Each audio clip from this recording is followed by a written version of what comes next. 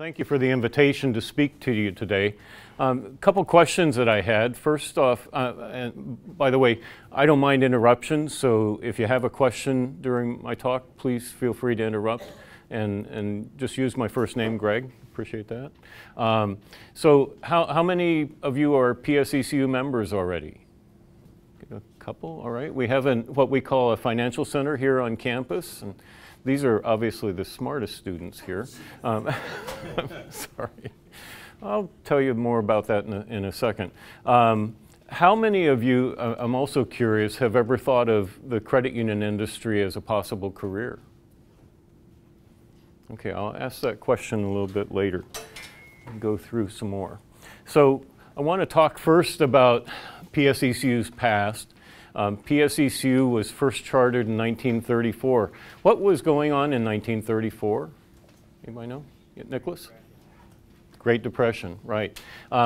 The Federal Credit Union Act was actually one of many laws that were passed by the FDR administration in an effort to help the economy and recover. Credit unions had actually been started earlier, about 20 years earlier in Massachusetts, savings societies and things like that. But in 1934, the state of Pennsylvania passed its act, its Credit Union Act, and Pennsylvania State Employees Credit Union, we go by PSECU also, was first chartered there in 1934. Not exactly the first state charter issued, but one of the very early ones. Our members back then, we had 22 founding members. You'll see in some of our literature, we reference 22 quite often, kind of calling back to those founding members and some of the principles that they believed in. They with 50-cent deposits, dollar deposits, all the way up to $10, those 22 people pooled $90 that really was the start of PSECU.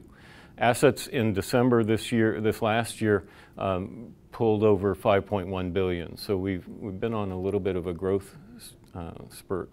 We're ranked the 31st largest credit union in the country out of about 5,700, and we are actually the largest credit union in Pennsylvania. We serve roughly 450,000 members today. Some of our principles, we're nonprofit. Credit unions operate under a nonprofit financial cooperative type model. And there's a difference when you start thinking about the differences between banks and credit unions. We're federally insured, so all of our member deposits are equally as safe as with an FDIC insured financial institution, and we're tax exempt. The business model chosen by PSECU is a little different than most. Most financial institutions use a branched model and deliver their services through branches in the communities that they serve. PSECU started out a long time ago, given that we had a statewide charter, all 67 counties of the state, we realized that if we used everybody else's business model, the branch model, we'd end up basically looking like everybody else, same fees, same costs and things like that. And so our board, probably over 40 years ago, long before I got there, had the idea of let's try to serve members remotely through technology. And at that time that would have been in the 70s or so, we were just starting to see things like ATM networks that were starting to be developed. And our board's idea back then was to use those remote delivery type channels as a way of reaching our members. We do have some physical facilities. There are actually 2 offices in the Harrisburg area that we serve members at. But our bigger effort actually is on university campuses, university and college campuses. And I'll talk a little bit more specifically about that later, but we're on nearly 30 different campuses around the Commonwealth now. We've got a new partnership with Penn State, and I hope I'm not offending anybody by wearing some branded logo wear with that. We love E-Town too. Okay, so don't misunderstand that. Our model also focuses on low and no fees. We did a study, and we actually do this every year. We look at the 100 largest credit unions in the country by assets, right? And then we dive down into their call report and we look at the fees that they charge their members, right? We take that total. In PSECU's case in 2017, it was just under $10 million. We take that total, divide it by the total membership to get fees per member. PSECU ranks 99th lowest in the country out of those 100 large credit unions in terms of the fees we charge our members. It's about $22 a year. And actually, when you stop and think about the other things that we give back to members, in this case, we did over $5 million last year in ATM rebates, surcharge rebates. So when you use another institution's ATM, they'll hit you for a charge on that. We paid over $5 million of those fees back to members last year.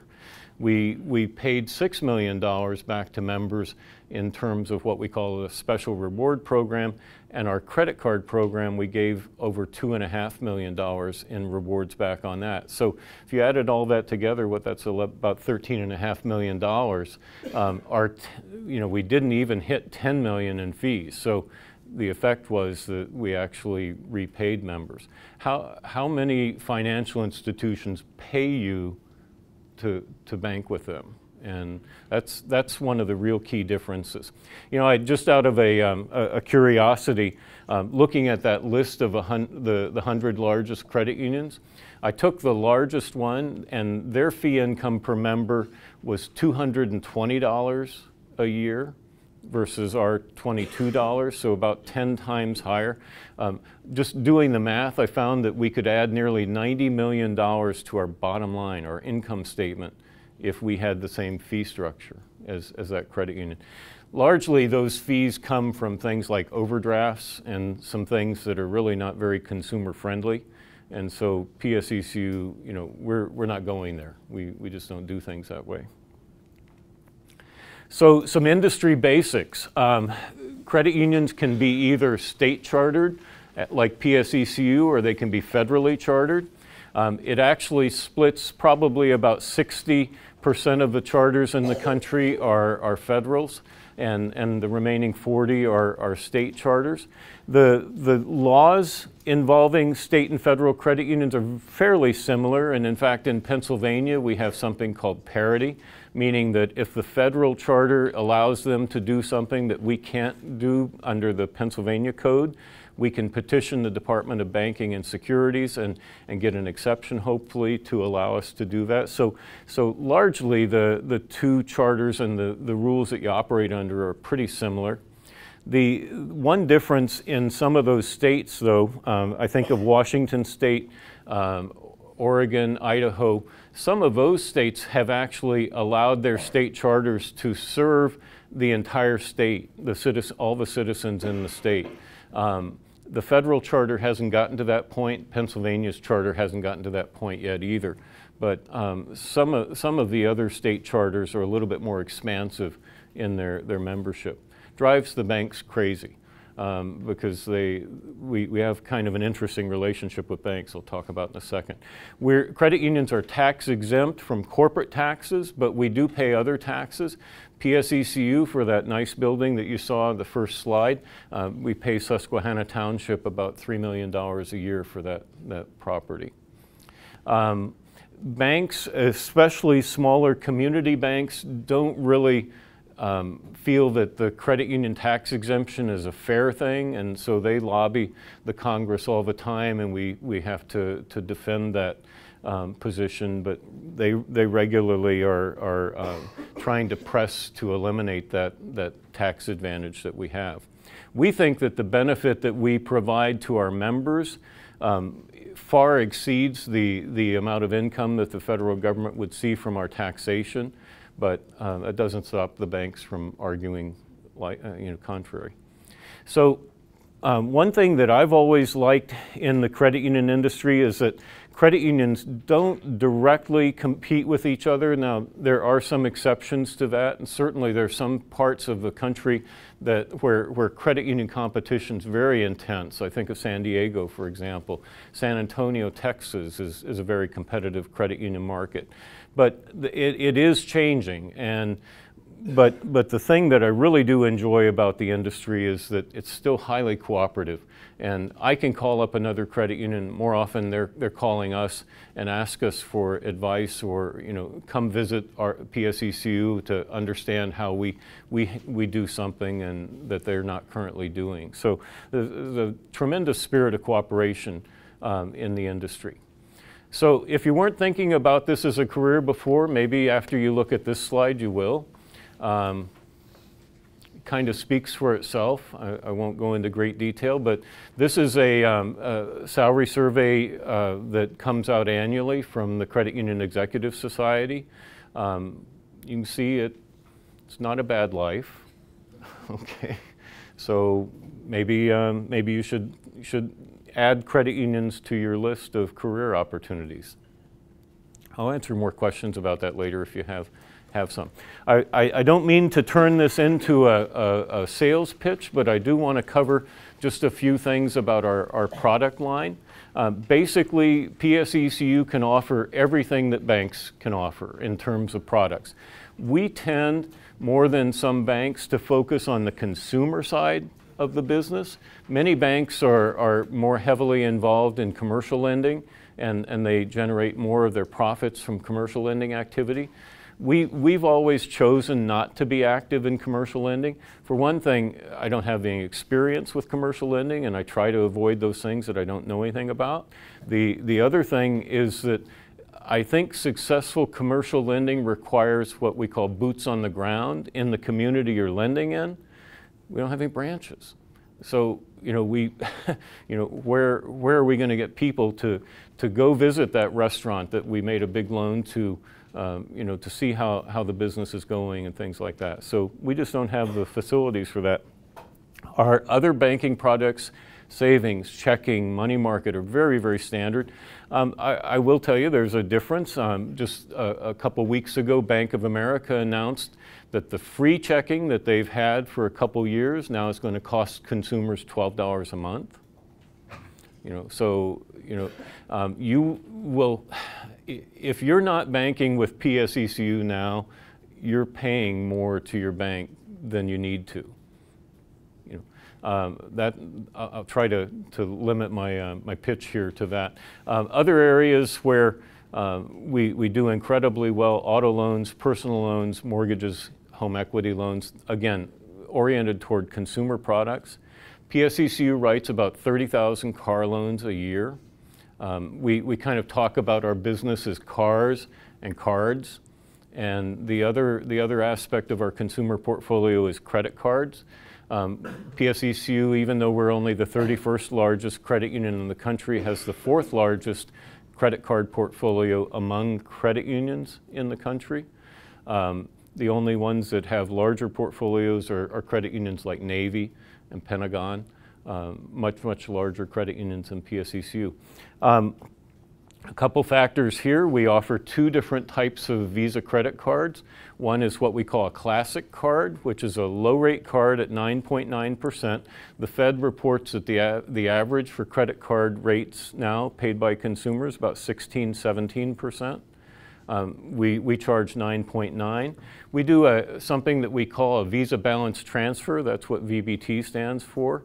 And we do that at 2.9. So a member who has a card with Chase or with another financial institution that is now in a position where he's carrying a balance, he's going to be paying 17–18% for that interest.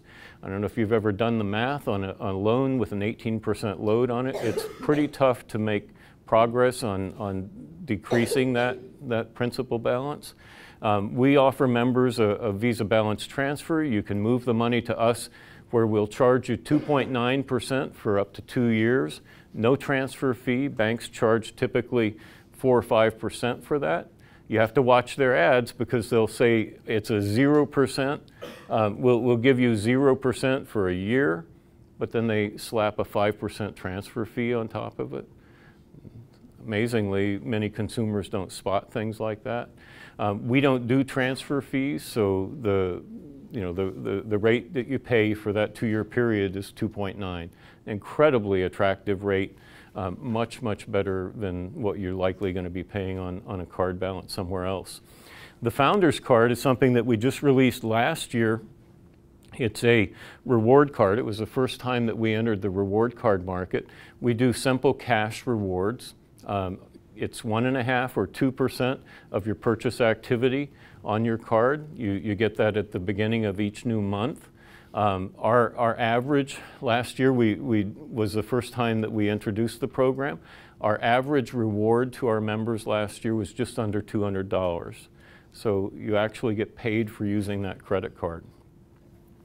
There's only one other fee on either of these cards, and if you've ever looked at literature on credit cards, most of the time you're going to see a whole laundry list of fees. We have one fee on either of these cards, and it's a late charge. So if the member is late, they may pay $20, I think maybe $27 on the Founders Card as a late charge. But if you travel internationally, you don't pay a foreign transfer fee or foreign transaction fee. If you do cash advances with PSECU, you don't pay cash advance fees. Your cash advances don't get rated up to like 30%, which is common in banking. They get priced at the same rate as your card. One other really, really significant difference is that we do not engage in what's called risk-based pricing, okay, on loans. If you see a loan ad, you'll always see 3 or 4 words at the bottom of the ad. You know, they may say 9% for this loan or whatever, or rates as low as. It's those extra words are important because that's what the institution's doing. When you see as low as, they're going to risk base you based upon your credit score, okay? So the higher your credit score, the further away from that low rate that they lead with in their ad is what you're going to pay. We estimate that maybe 10 to 20% of business gets done at that low advertised rate. The rest of it gets priced up. PSECU doesn't use that model. A lot of credit unions do, but we don't. And it's a pretty simple idea. We talk an awful lot about being a cooperative, being a financial cooperative. There are all sorts of other cooperative models in our economy. Agricultural cooperatives. My youngest son actually works for a dairy cooperative in California. But another example I think of when I think of cooperatives is the food stand that shows up for about 4 or 5 months in the summertime that I can go to. It's a cooperative nonprofit organization. When I walk in and I say I'd like to buy a basket of tomatoes, they don't ask me for my W-2. Okay? I mean, I could afford to pay more, but they don't price things that way. To me, that's what happens when you're doing risk-based lending. And so for that reason, we don't do it that way. These are, hopefully you can see this easier on your, the copy you have. We position our savings rates at the very top of the market. So if we're not the leader in that tranche, we'll at least be the second, or maybe the third, or tied with somebody else in that. These are our CD rates currently. And that's a survey that shows some of the other institutions. You can look at banks. Let's see, here's Citizens Bank, where we're on the 5-year tranche, we're paying $250, and they're paying 3 basis points. We call that a rounding error. Okay, that's kind of a joke, but it's a pretty low rate, you know, for a 5-year commitment. Anyway, that's that. I wanted to talk a little bit about a program that we started about 16, 17 years ago with our university development. You know, the challenge for a financial institution like PSECU is that all of our baby boomers we're moving out of the credit cycle. Okay? I mean, the whole idea with the credit cycle, the market life cycle, is that, you know, when you're 25 and say for the next 20 years, 25 years, you're likely to be borrowing to finance, you know, a home, to finance your credit card, your purchases, things like that. But as boomers move out because they're aging, we're a consumer lender, so we need to replace those boomers. We look to our university programs as a way of recruiting millennials like yourselves, so that, you know, when you get into that age group, you have an opportunity to get borrowing at a fairly priced program. We're on nearly 30 universities around the Commonwealth. We have added over 90,000 accounts in that program since 2001. PSECU is actually younger than the average credit union in the country. The average credit union average age is like 52, 53 years old. PSECU is nearly 10 years younger, because every fall, every summer, as we get new student members, we get a little bit younger, you know, or at least hold the line on our age. We also have a very, very big effort up in State College area right now. If you went to any of the games this last year, you would have seen PSECU's presence in the sports venues. We're planning to bid on Penn State's University or Alumni Association card later this year, and that'll be kind of fun, because if we're successful in winning that bid, we'll be knocking off Bank of America in that program right now. And I love winning business away from big banks like that. So my career, just like most of you, I never thought of credit unions as a possible career. I really started work at UCSD with a thought of becoming a clinical psychologist. Why I wanted to do that, I have no earthly idea. And it drove my parents crazy. So they were really happy when I later switched to economics. I went from one dismal science to another dismal science. How many econ majors we got here? Okay, all right, guys. So later I studied economics. I started managing my first credit union when I was 19. I can say proudly I was the CEO at 19. I was also the janitor. And we had a whopping, as Dr. Williams said, $25. There were five, in that case, you know, I talked before about at PSECU, we had 22 founding members. At Gulf, what eventually became the Torrey Pines Federal Credit Union, we had 5 members. They each had to make a required $5 deposit to open the credit union. And back then, the federal regulator was giving out charters left and right, and so we got our charter, and I got hired. I would basically run the credit union between classes.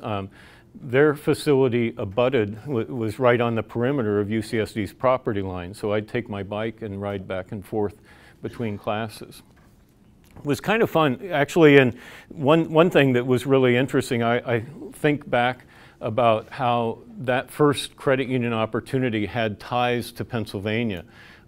Gulf Energy and Environmental Systems was actually Gulf Oil's venture into nuclear energy. And they made nuclear reactors. They didn't sell them, but they made them. And later they partnered with Royal Dutch Shell, and it became General Atomic, and that's the company now. But the credit union, we chose the name Torrey Pines just because of our location.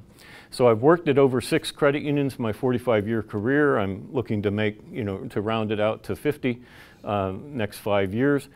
Started with PSECU, as Dr. Williams indicated in the bio, about $600 million in assets. We've grown that to about $5.1 billion.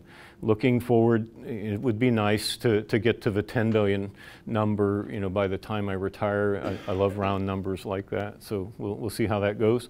One of the things that I'm probably proudest about that we've been able to do at PSECU, when I arrived there, we had a relatively low capital position. And capital for a financial institution is the safety net underneath the business, right? And we had a relatively small safety net back then. It was about $20 million. We've grown that to about $570 million in these last 27 years. That's actually, that safety net works to protect our members from financial catastrophes that we can't anticipate, and it also, very importantly, works to protect our staff, our employees, and that's a very, very important part of our business. So that's probably one of the things I'd hold out as my proudest accomplishment. The things I've seen in these 45 years, changes in the financial services industry have been significant. Back in the day when the Credit Union Act was first passed, there was no such thing as a consumer lender except for the guy, maybe in the street that would lend you money and then break your legs when you didn't pay. I'm serious. This is the way that banks would not lend to consumers. They just weren't in that position. They'd lend to wealthy people, but the idea of making a credit card loan didn't even exist then. The idea of making personal loans or even mortgages back then didn't really exist. All that's changed in the last 60, 70, 80 years. Everyone wants to be a lender now, and I've seen interest rates go from as high in the 80s as 21% prime. Okay, I mean, it's kind of hard to imagine that with rates where they are now, all the way to 0. And one thing that we're proud of is we've been able to operate through those cycles, through those ranges in rates, and still be profitable. The technology changes in the business are significant. We started out early with desktop banking, online banking, probably 20 years ago. Now this is becoming your branch. You can do everything that you might need to. Certainly, you can do everything that you can do on the desktop on this phone now. You can take pictures of your deposits. You can, pay bills. You can pay other people. It's incredible what's available there now. There are, I never expected in my career to need to be as well versed in security and cybersecurity, especially as I've become. That is an unfortunate thing, but we spend at PSECU literally millions of dollars every year defending our member data. And we regularly have intrusions and hacks that are attempted, mainly from foreign state actors.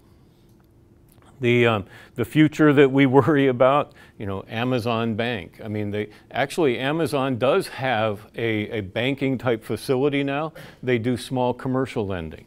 That doesn't conflict with our program because we're not in that space. But imagine that Amazon decides to come out and say, look, we'll give you your Prime membership free if you just link your checking account to this thing, or they create their own checking account. I guess it's kind of ironic that we're giving away an Amazon Dot here, but if you didn't register, if you didn't get your name in here before we draw this, you need to get down here and do that. We'll give you a couple minutes at the end of the session. So I think, okay, just a little bit about the future. Our strategic plan right now mainly is focused around removing friction from member interactions, whether it's a call center interaction, a mobile interaction, desktop interaction, whatever it is, we're trying to make things easier for members there.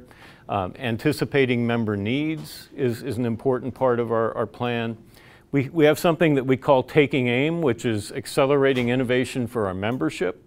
And that's a program with probably 15, 20 different projects in it. One of those projects is to be able to access your account by talking to Alexa, or just using a personal assistant like that to communicate. We are very focused on service to our members. PSECU, I didn't bring a slide on it, but PSECU actually typically is rated one of the highest credit unions in terms of its service quality around the country. We use something called the Net Promoter Score that you may have run into in a marketing class or something like that. That's the question that you may have seen as a consumer that says, would you recommend this company to someone else? PSECU typically runs in the 80 to 83, 84 point range out of 100 points. The banking average, by the way, is about 30 points. The highest rated banks in terms of their NPS scores is USAA, and they come in typically at about 75 points. We managed to beat those ratings even. So service is important. I talked about the branch in your pocket or purse. And then another thing that's going on in the industry is consolidation. And when I started in the business, we had 24,000 credit unions nationally. We have about less than 6,000 now. We expect that probably in the next 5 years, that number will drop down to about 3,000 or so. So a lot of consolidation. What's happening there is really credit unions are merging, and the remaining credit unions are becoming larger. PSECU has done a couple mergers, none of any significance or size. Honestly, I'm not really about growing through M&A type activity. I'd much prefer to see just organic growth, and so we tend to focus that on that more. Actually, mergers can be messy and take a lot of staff time and everything. So, and then you get into all sorts of cultural issues if you don't do that right. So we tend to try to grow organically more. And I think that this is supposed to say questions, and for some reason I can't get the text to come forward. So that's where we are in the presentation. How about questions? You got any questions from the group? Yes, sir. Gareth. I'm sorry? What is it that drew you to PSECU among other credit unions? My last credit union in California was Orange County Federal Credit Union, and I kept getting, well, we had our only 2 children then, and my wife was from the Midwest, and she really wanted to move closer to her parents in Illinois. And so my next stop was Minneapolis. And basically, I just kept getting recruited further and further east. I remember telling the recruiter that called me about the opportunity at PSECU, I said, Mark, they're gonna think I can't keep a job, because I'd only been at Michigan State for like 2 years at that point. And he said, don't worry about it. I grew up in a Navy family, and I was telling Stephanie earlier, earlier in my career, I kind of had the idea you had to leave every 3 years, because that was, my dad always got moved every 3 years to a new duty station. Actually, it worked out pretty well for me, because what I did was I kept moving to larger and larger credit unions, larger and larger opportunities that eventually landed me at PSECU. And, I'll tell you a funny story. I'd like to think that I do a fair amount of due diligence when I get opportunities like that.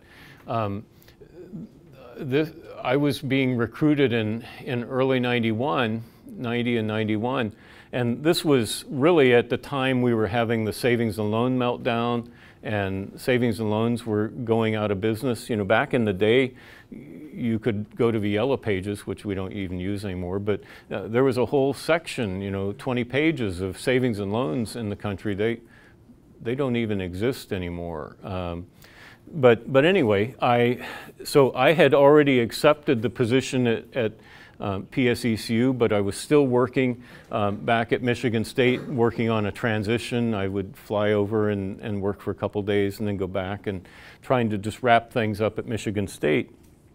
And I'm sitting in my office in East Lansing in Michigan one day in this transition period, and there's an article in the Wall Street Journal on the front page about, hey, there's this new company, I think it was called bankrate.com or something like that. You can go to these guys and they'll evaluate your financial institution. And the concern, of course, was with all these savings and loans melting down, before you invested someplace, you want to check it out. they had this stoplight metaphor for safety. You know, red was a problem, yellow was be careful, and green was everything's okay, right? So for $10, I could call and get a rating. And again, this is after I've already accepted the position. I call up and I say, you know, how is PSECU rated? And the guy comes back on the phone and he says, well, that's red. And I said, no, I think you've got the wrong name. Credit unions, you know, sometimes people get their names confused, and maybe you're thinking of Penn State University Credit Union or something. He came, no, it's red. Well, it was because of that capital position, which somehow in my enthusiasm to accept the position, I'd overlooked that. Again, that I talked before about being proud how the staff and I have worked, and the board have worked to build that capital position to a normal level. We're now at about the average level of capital for the credit union industry. Higher than some, lower than a few, but certainly in a much better place than we were before. So, other questions? Yes, sir. Donovan. Credit unions do end up being taxed. How will your interest rates hold up against other companies? Thank you. The question was, if credit unions do eventually get taxed, how will that impact PSECU? We estimate at the worst that it might take about 25 to 30% off our bottom line. Last year we netted about $41 million. This year we're projecting to net somewhere around 40, maybe $45 million. So we might see a portion of that go away. There's an incredible lobbying effort. We have a national trade association that works with us in Washington to help you know, defend the tax exempt status. And at this time, even though the banks are making a fuss about it, I don't really think there's much risk on that. Banks actually, because of the new tax law that was approved late last year, are seeing a significant reduction in their effective tax rates. And so, you know, it's one of those things when you talk to a legislator, geez, you just gave them a tremendous break themselves and they want to complain about us. You know, so it's a, I wouldn't say it's exactly the third rail like Social Security is in terms of legislators and their unwillingness to touch it. But most of the Congress, I think, isn't enthusiastic about adding that tax. And it would generate so little money, they just talk about it not being worth the pain. Yes? Yes? Do you already have a plan if Amazon makes their own? I'm sorry, do we? Do you already have a plan if Amazon makes their own banking? Well, the question was, if you know, the fear that I listed there, Amazon.com decides that they want to get into banking, you know, what will we do? We'll probably try to, I can't really say we specifically have a plan, but I mean, we talk about it a lot, and you know, I think if that ever happened, we would try to make the argument that our local service trumps that. You know, one thing comparing our service with banks and everything, our members, if they call in, they're going to talk to somebody in Pennsylvania. If you're banking with B of A, I don't know who you'll be talking to, where they'll be located. My joke about that is that if you bank with PSECU and you need to call in, the only accent you'll hear is Pennsylvania Dutch.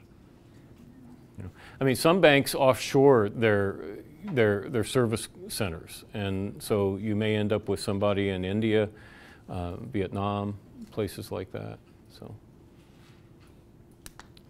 yes, sir.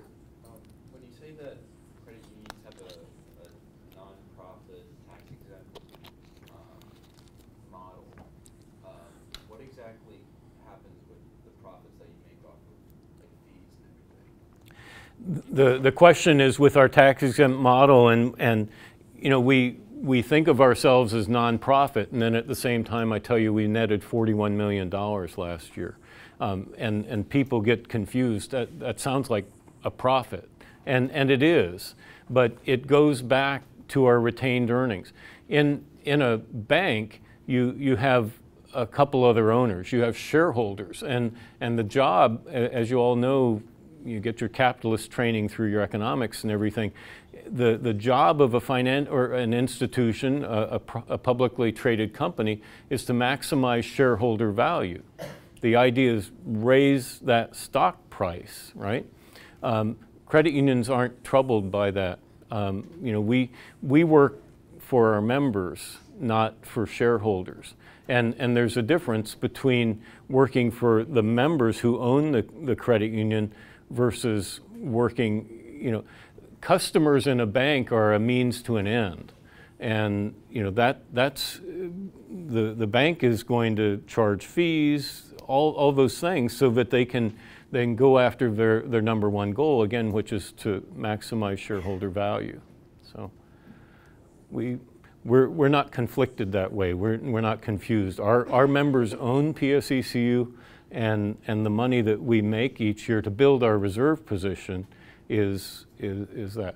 Another big difference there, banks can increase their equity, their capital, by issuing stock.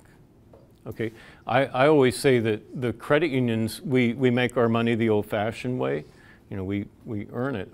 The capital that we have, you look at our call report or our financials, the equity that we have in the company is all through earnings that we previously accumulated. So we don't get to, it would seem easier, you know, issue stock and then use that as equity. Credit unions don't do that. Any other questions? I think I was given about 45 minutes, so. Okay, we've got the drawing to do, so if you haven't submitted your name, not that you want to submit it a second time, okay, I'm sure you wouldn't do that. You can come on down and get a piece of paper. We'll find somebody to draw. Is everybody in the program? Okay. Well, I'm going to let Dr. Williams draw. So, yep. So, okay, you can't peek. Okay. Okay. Well, I know I'm going to mess up the name.